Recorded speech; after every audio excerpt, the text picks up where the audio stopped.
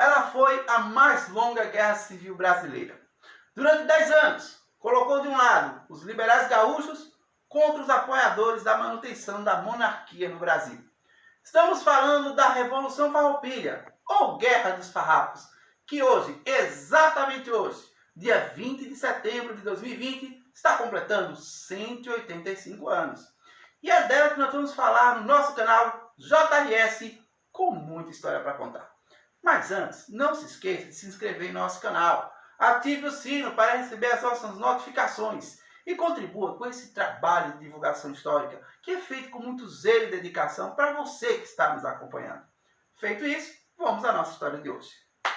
E aí, você gosta de... Quem gosta de charque aí? Eu adoro. Todo mundo gosta.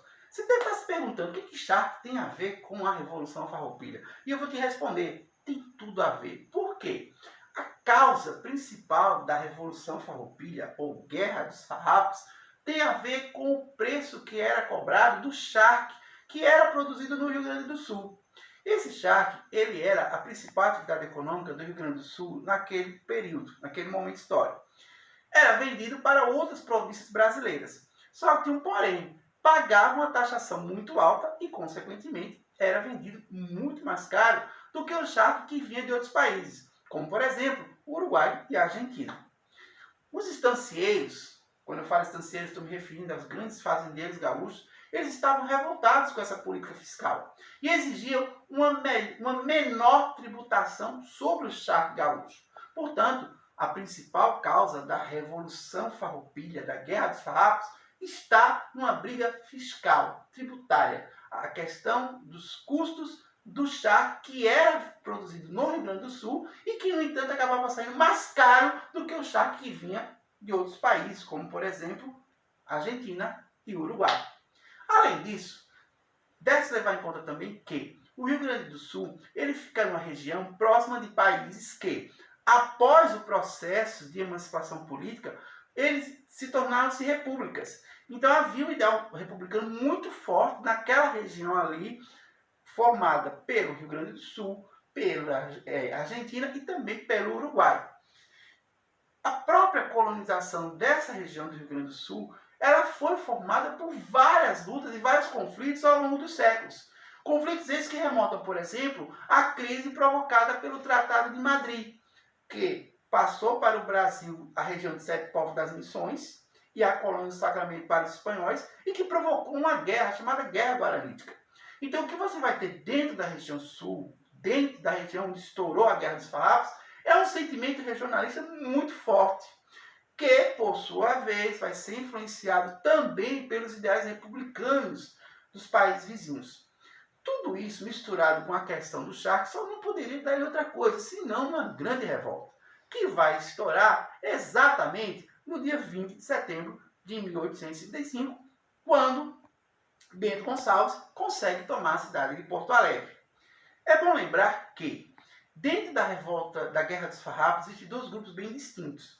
Os estancieiros gaúchos do interior da província do Rio Grande do Sul, que vão aderir ao movimento, e os charqueadores, os fazendeiros produtores de charque, que ficavam mais próximos das cidades litorâneas e que, portanto, eles não vão aderir ao movimento porque eles precisavam manter uma boa relação com o Rio de Janeiro, que era a capital do Brasil na época. Tá? Tanto é que a cidade de Porto Alegre, por exemplo, ela nunca aderiu ao movimento Farroupilha. Pelo contrário, ela foi conquistada pelos farroupilhas. Essa que é a verdade. Dentro do processo da Guerra dos Farrapos, alguns nomes merecem ser citados. Como, por exemplo, Bento Gonçalves, Davi Canabarro, que curiosamente são nomes de ruas de um bairro aqui da cidade de Paulista, Pernambuco, o bairro de Paratibe. Incrível, mas é verdade. Além de Bento Gonçalves e Davi Canabarro, a gente pode citar também a figura de Giuseppe Garibaldi, que era um revolucionário italiano e que conheceu o Bento Gonçalves quando o Bento Gonçalves estava preso no Rio de Janeiro. Tá? E os dois acabaram tendo uma troca de conversas entre si e o Giuseppe acabou se apaixonando pela causa dos farroupilhas. A Guerra dos Farrapos, gente, ela teve vários episódios. Seria demasiado longo eu tentar enumerar eles aqui. O que eu posso resumir é que houve a formação de duas repúblicas. Uma no Rio Grande do Sul, a República de Piratini. Veja a questão, ela não tinha como sede Porto Alegre, porque era litorânea, porque não era favorável às farroupilhas, portanto ficou a sede na cidade de Piratini. E também ao norte, essa revolta ela vai se expandir para Santa Catarina, e lá o Davi Canabarro, juntamente com José Garibaldi, vão formar a chamada República Juliana. A Guerra dos Farrapos ela começa no período regencial e vai se estender até o período em que Dom Pedro II já havia tomado posse como imperador brasileiro. A verdade é que uma das finalidades da antecipação da maioridade de Dom Pedro II foi justamente abafar essas revoltas que estavam acontecendo não só no Rio Grande do Sul, mas em várias outras províncias. Revoltas essas que tinham caráter separatista e algumas delas até também caráter republicano. Bom, a Guerra dos Farrapos ela foi uma guerra de ricos para os ricos. Não estou dizendo aqui que os pobres não participaram dela, como por exemplo os negros, os escravos. É claro que eles participaram movidos pelas promessas de abolição. Também não é 100% correto dizer que os farroupilhas fossem abolicionistas, embora alguns deles, pontualmente um ou outro, defendessem esse tipo de ideia. O fato é que Dom Pedro II ele chamou para resolver o problema com os farroupilhas, né, com o Rio Grande do Sul, um cara que já era experiente nisso, Luiz Alves de Lima e Silva. E aí, você lembrou do que eu estou falando? Pois é, ele mesmo, o Barão de Caxias. Peraí, Ricardo, Barão de Caxias? Não seria Duque de Caxias? Não, meu povo. Nesse momento ele ainda era Barão de Caxias. E ele recebeu esse título de Barão justamente porque ele conseguiu conquistar a cidade de Caxias, que era a principal cidade rebelada durante a revolta da Balaiada, no Maranhão. Pois bem, a bronca era que a briga lá eram com grupos que tinham um certo poder econômico, tinham poder econômico. Então o que o governo imperial faz? Ele manda o Duque de Caxias para sufocar a revolta e Caxias tenta estabelecer uma negociação com os revoltosos. Ele instala um sistema de espiões entre os exércitos dos farroupilhas, consegue informações privilegiadas e aí ele começa a formar suas estratégias. O fato é que Farroupilhas e Caxias, eles assinam um tratado chamado Tratado de Ponte Verde, 1845, que põe fim ao conflito. Na prática, esse tratado ele anistia os revoltosos, insere dentro do exército imperial vários membros que tinham participado do lado da Guerra dos Farroupilhas e também diminui o valor dos impostos sobre o chá, que tinha sido a principal motivação da revolta. O que o Tratado de Ponte Verde não resolveu, embora colocasse isso no seu artigo 7º, era o que fazer com os escravos que haviam lutado, tanto do lado dos imperiais como do lado dos farroupilhas, e que para ambos foi prometido a liberdade. O fato é que o Império temia que, dando liberdade a esses escravos, outros escravos fizessem novas revoltas também para se libertarem. E aí o que vai acontecer? Um dos episódios mais nebulosos da Revolução Farroupilha, o massacre de Porongos, que aconteceu no dia 14 de novembro de 1834, portanto, um ano antes do final do conflito, que foi em 1835.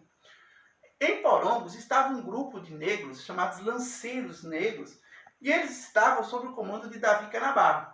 Eles estavam desarmados quando foram atacados, e a maioria deles acabou sendo trucidada em Porongos.